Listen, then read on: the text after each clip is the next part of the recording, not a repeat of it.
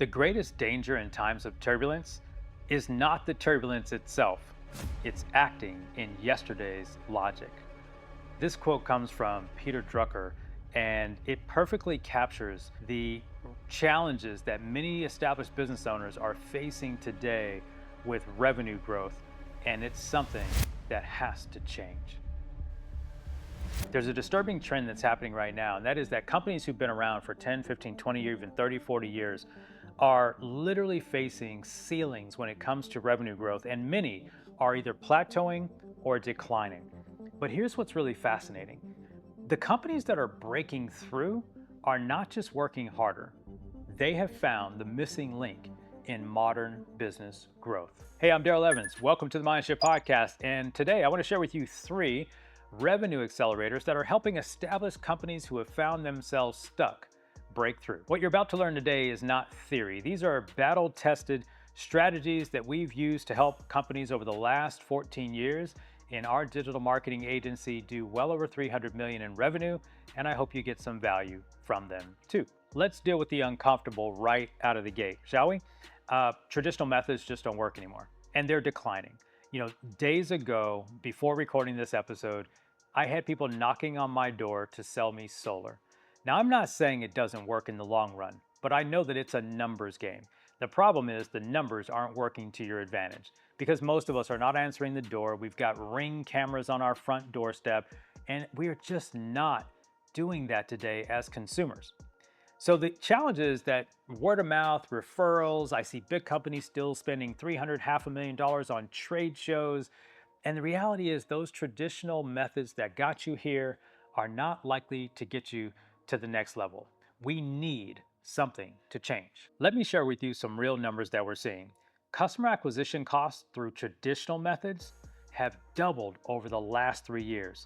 Sales cycles are getting longer, especially for B2B high-ticket purchases. And perhaps the most concerning is that market share is shifting to those types of companies with more modern approaches. These companies that are excelling today, it's not because they're working harder, it's not because they're smarter. It's literally because they've adopted this new modern era of doing things. But here's what's really interesting about the companies that are breaking through today. They recognize 3 things. Number 1, that buyers are buying differently. Number 2, that scale requires systems, not people. And number 3, growth happens in loops, not lines. Let me explain what I mean. A few days ago, I had someone knock on my door at my house. I don't typically open it because I've got a Ring camera, and I'm sure many of you have those as well. But it was a young man. I opened the door. It was a Friday afternoon. I said, let me just see what's going on. I already knew it was a sales call. The interesting part about it was this young man who's working for a company in the solar space shows up at my door because I'm the homeowner, and his job is to say, well, he doesn't have solar panels on his house, so I better sell him some solar panels. Well, guess what? I don't buy that way anymore, right? It's not likely that most of your prospects are opening doors today to hear a solar sales pitch. If I was in the buyer's journey to buy solar, I would likely have started online. I would have likely done my own research. I would have gotten the data. I would have gotten the statistics, and then I would reach out to a highly reputable solar company.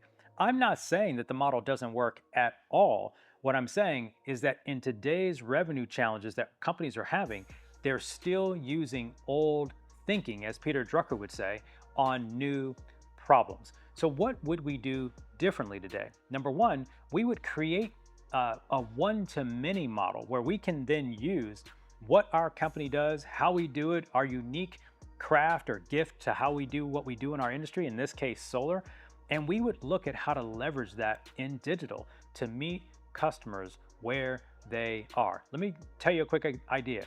I let this gentleman stand at my door for a solid 30 minutes just because it was a Friday afternoon and I was cool, but his whole presentation could have been online. His whole presentation could have been on their social media. His whole presentation could have been in a webinar. His whole presentation could have been on a YouTube video. That could have helped that company as well as him position their brand to sell to me differently if in fact I was a buyer. Let me talk about point number 2, scaling with systems, not people. Now, we're all aware that software plays an instrumental role in how we can become more efficient as companies. And now we have things like AI, which are just amplifying it even more.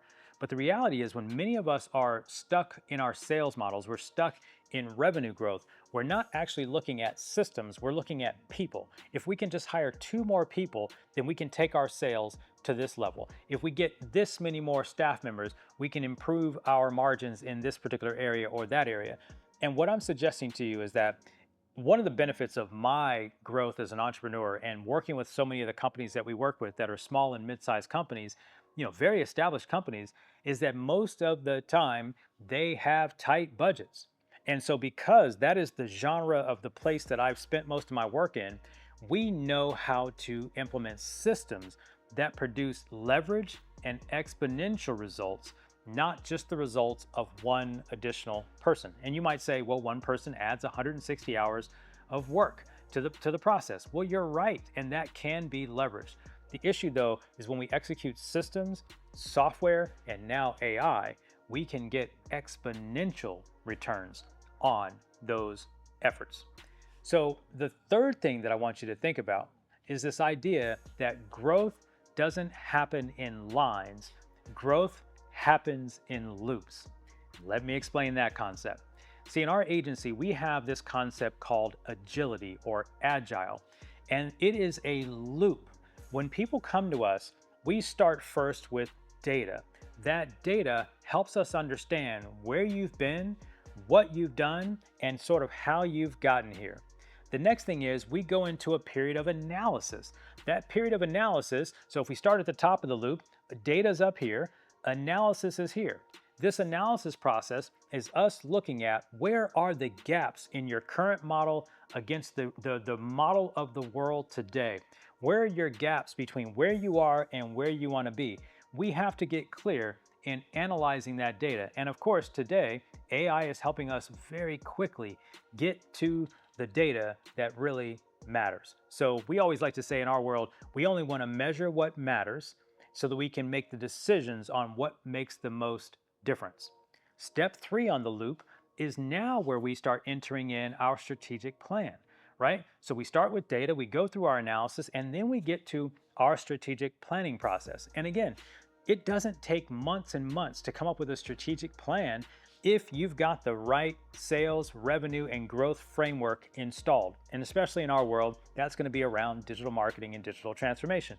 So once your strategic plan is in place, you want to keep that plan as executable as possible. We don't need a 100-page document. We don't need a 200-page document. And we don't need to take 90 days or 6 months or a year to come up with that plan. That plan should be executable. It should be digestible. And we should be able to get buy-in on this plan relatively quickly. The last part of the loop has to do with the work of the work, and that's called execution, right? And this is what a lot of people do first. They just start throwing money at new execution. They throw money at new tactics. They throw money at new people to come do the execution, executing new tactics, right? But it's the last thing that we do. And here's the part that most people don't like, and why I say growth is in loops, not lines, because everybody thinks growth is just this straight line to up and to the right. It is in a loop, because now once we've done the execution, guess where we start next month, next quarter? We start looking at the data again to analyze to see if the work that we put together in our strategic plan is actually coming to pass, and then we make adjustments to the plan, and we go back to work. For those of you that watch sports of any kind, that's exactly how sports works. I played sports, I coached sports, so maybe that's the reason why we've done so well in business with it, because we know for a fact that even our best plans on the best analysis from the data that's available, and after we execute it, we still don't know if we won or if we lost. So your revenue challenges today are really based on just a shift in thinking about your challenge today in a different way. We cannot do what Peter Drucker said. We cannot approach today's challenges, today's problems, today's nuances with old thinking and old ways of doing things. Again, so what we talked about was number 1, We've got to recognize and understand and adopt and embrace. And you are a consumer yourself. You know your path has changed. When I talk to business owners and they tell me about how they do things and I ask them, how do you buy? They say, yeah, I don't want to buy that way, right? So why are we still doing it that way? So we have to meet the customer where they are in this new modern era. Number two, we've got to understand that we can use systems and not just scale with people. I'm not saying get rid of people. If you're someone on the other line, we're not trying to get rid of your job.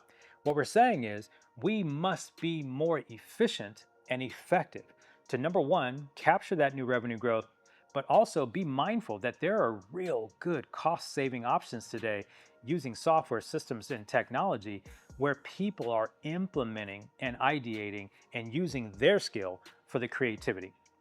Last but not least, we've got to have a growth loop measurement model so that we can stay on track to measurable growth over time. It may not be what you thought you were going to hear in this episode, but it is something I'm extremely passionate about. It's not just about the X's and the O's in the playbook. It's about an architecture. It's about a framework, and it's about sticking to the plan. And that's why the growth loop matters to us so much in our agency, and we call it our agile marketing framework. So listen, this is the fourth installment. I hope you got some value out of it, of a 6-part installment. You can look on the channel for the previous 3 episodes, and I've got 2 episodes left in this installment, and I hope to have you back for next week's episode. If you haven't done so already, hit the like, hit the follow, or the subscribe button. Share this episode with a friend. Here at the Mind Shift Podcast, we're here for one thing, and that's to help you get better results by shifting your mind so you can shift your results. I'll talk to you later.